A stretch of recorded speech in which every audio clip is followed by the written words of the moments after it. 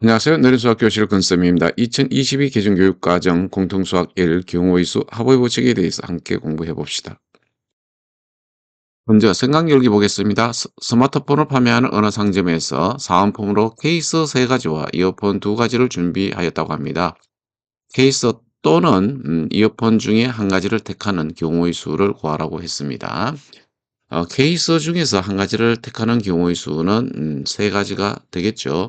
이어폰 중에서 한 가지를 택하는 경우의 수는 2가지가 되겠습니다. 이때 케이스와 이어폰을 동시에 택할 수 없죠. 그래서 케이스 3가지 또는 이어폰 2가지 중에서 한 가지를 택해야 됩니다. 따라서 우리가 3 플러스 2에서 5가지가 되겠죠. 생각열기에서 풀어봤듯이 일반적으로 동시에 일어나지 않는 두 사건에 대하여서 다음과 같은 합의 법칙이 성립합니다. 그래서 합의 법칙이라는 것은 두 사건 A와 B가 동시에 일어나지 않을 때에 두 사건 A와 사건 B가 일어나는 경우의 수가 각각 M과 N이면 사건 A 또는 사건 B가 일어나는 경우의 수는 M 플러스 N가지이다 라고 하는 것이 바로 합의 법칙입니다. 이 합의 법칙은 두 개의 사건뿐만 아니라 셋 이상의 사건에서도 성립한다는 것 알아두시기 바랍니다.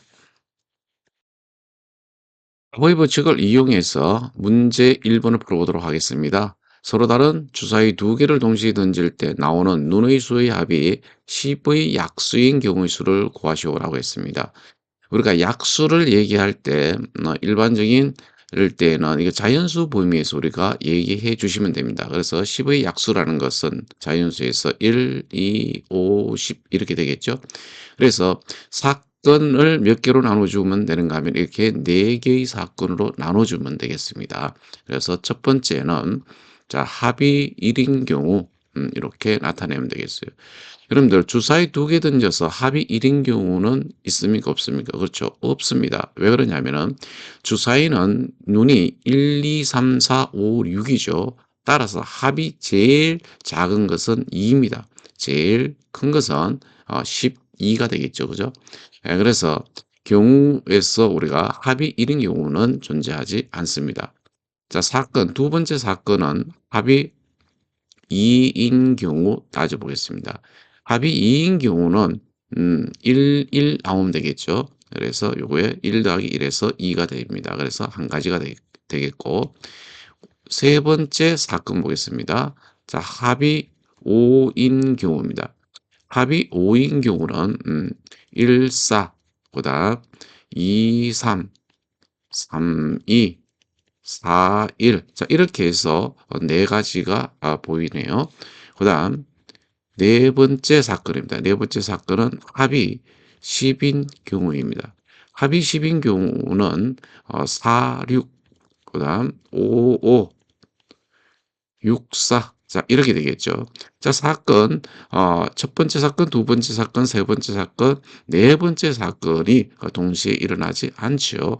따라서 이것은 합의 법칙을 사용할 수 있는 것입니다. 그래서 합의 법칙을 이용해 보면은 첫 번째 사건은 0가지가 되고, 두 번째 사건은 한 가지, 세 번째 사건은 네 가지가 되죠. 그다음 네 번째 사건은 세 가지가 됩니다. 따라서 이것은 총 8가지가 됨을 알 수가 있습니다.